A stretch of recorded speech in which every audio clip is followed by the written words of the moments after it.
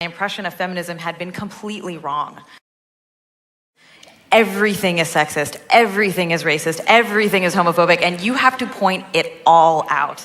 How do you feel about video games? I still love them. I think games are really where we're going. Video games are so interesting and engaging and interactive. I'm a gamer and I enjoy games. I love games. I'm a fan of games. I'm going to show you a remix that I just finished this weekend and no one else has seen. One person has seen it.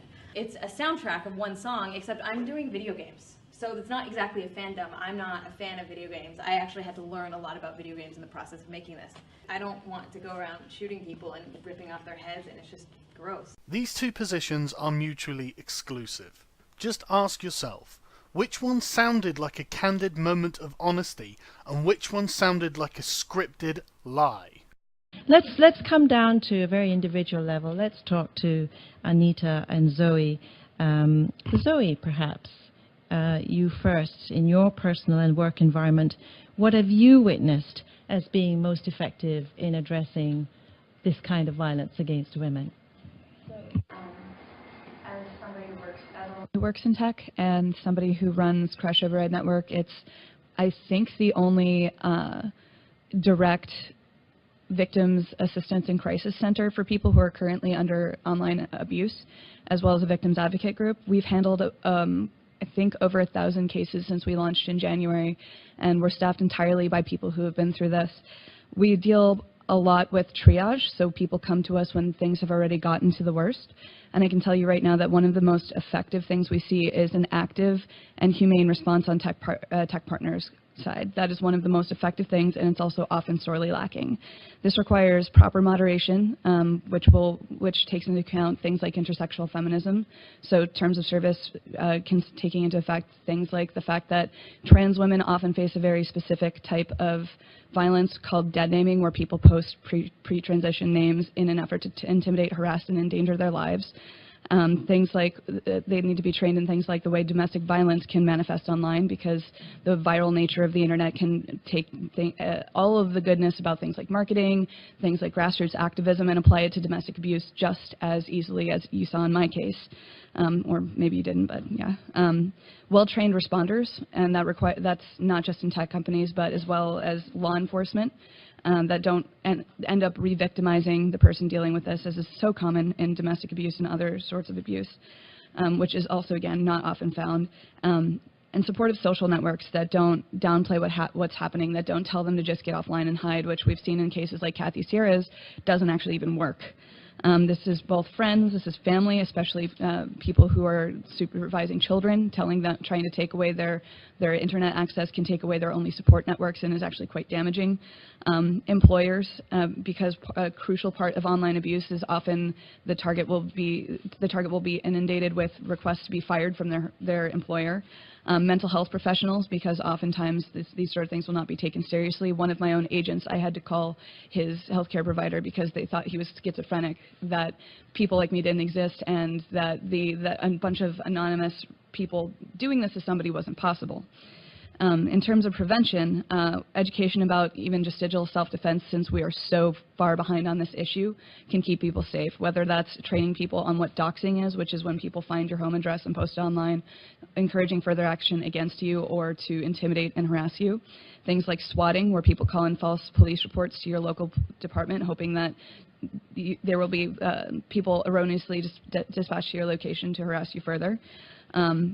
Just basic things like digital security. A lot of people probably, maybe even in this room, probably still use the same password for everything, and in 2015 we have no excuse to keep doing that. We also need to see, again, these effective terms of service that take all of the different ways that different people from different layers of marginalization or geographical location experience online harassment.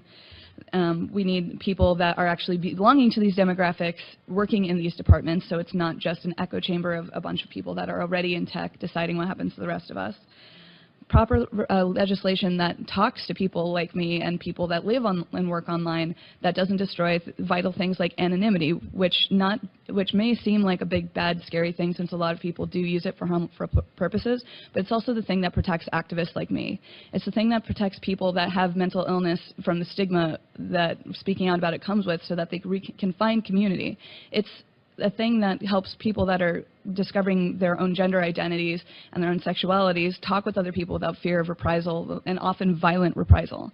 So making sure that people who live and work online and understand these nuances are involved with every step of this is crucial. Otherwise, we'll see more embarrassing statements about series of tubes in governmental bodies. We need people to actually enforce their own terms of service and shut down bad actors, bad faith websites. There are numerous places that host non-consensual pornography and make a profit off of this. There are individuals on services like YouTube that have made a living off of abusing people like Anita and I, who monetize this, who see the mobs, who aren't anonymous, who raise their funds this way to continue attacking, stalking, and harassing us because it's a cottage industry at this point. And all of these things need to be taken into account and might be difficult to understand from the outside. So if there's one thing, one takeaway from all that I can push for is please involve people who are in tech doing this work already in every step of the way. It requires all of our, like so many different prongs. The three-pronged approach is absolutely correct. And it just involving tech literacy at every level is super important to make sure we don't move in a wrong direction and with the best intentions at heart.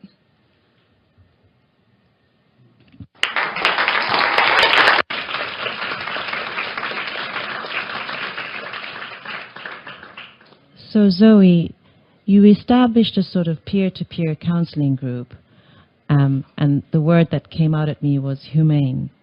You would assume most peer-to-peer counseling group would have this, right? But clearly that's not the case. Now, you say you've had 1,000 people since January, yes? Tell me a little bit about your catchment area and this, you know, like who makes up these people that are coming to you? Putting out guides if we find ourselves having the same conversation. So when I say about 1,000, that's just one-to-one actual casework. So often it's women. It's almost universally marginalized people. We get a lot of Black Lives Matter activists get harassed pretty egregiously, and you can tell that with every layer of disenfranchisement comes with more difficulty and also different difficulty. So it's a number of people. I can tell you that most of the cases that we've seen where like a straight, white, cisgendered, able-bodied man living in the U.S. will be over far shorter than a trans woman of color even living in the same country. And that often the attacks are far less deadly as well. Like, because a lot of this involves trying to push people to suicide. I mean, that's what they did in my own case. I sat for 2 weeks in a chat room silently recording them plotting how they would do that because nobody else seemed to understand that this is the way this works, and it took often the onus of proving this and explaining it falls on the victims, and that's something that really needs to change going forward. So when I say humane, it's stuff like that. We shouldn't have to keep fighting to, when anybody could just go look at my Twitter mentions right now, where people are impersonating my friends to tell me that I'm, like, to basically use gendered violence slurs against me. That's my day-to-day. And it shouldn't be on people like me to have to prove this.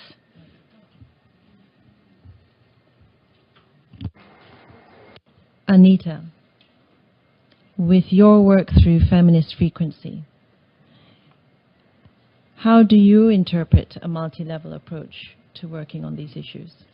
Yeah, so Feminist Frequency is a nonprofit that I run where we look at the way women are represented in the media. And by doing this work, I have been the target for 3 years nonstop of egregious online harassment in all levels. I think it's important to recognize that harassment is, as someone had mentioned, it's not just what is legal and illegal, right? Harassment is threats of violence, but it's also the day-to-day grind of you're a liar, you suck, you know, making all of these hate videos to attack us on a regular basis, and the mobs that come from those hate videos, etc.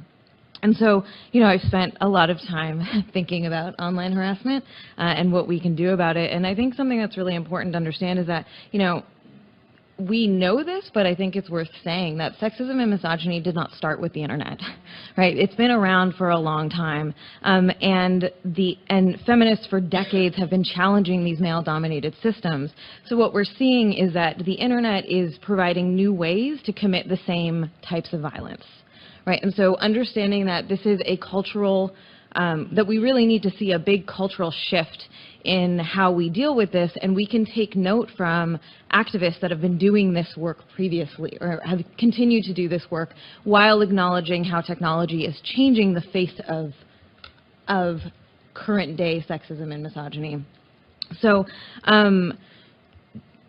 creating a cultural shift, I think, takes a great number of approaches, and we've been hearing a lot about systemic change, and that makes me really happy because I think that that's really how we have to do this. And so one of those approaches is, I think that the online social media sites and the places in which we are engaging on these large platforms really need to step up and change the way that their systems operate. So it's not enough that they simply put Band-Aids on the problem areas, that they need to completely reimagine what their systems look like in order to build sites that actively deter online harassment, that make it harder to do this. We're not going to go and convince every single person who does horrible things online to stop doing those things, but we can make systems that actively deter that kind of behavior, which would make a huge impact on the lives of me and so many other people who are being harassed online. So what we have right now is women are forced to build a fortress around themselves with the measly tools that we have online. And so we are being punished for people harassing us, and, you know, yes, period. And I think that that's a really big problem. And so we need to really think about how we create this larger cultural shift, taking into consideration society at large, taking into consideration tech platforms, taking into consideration laws, so that people, like all people, can engage online and fully participate without fear of intimidation and violence.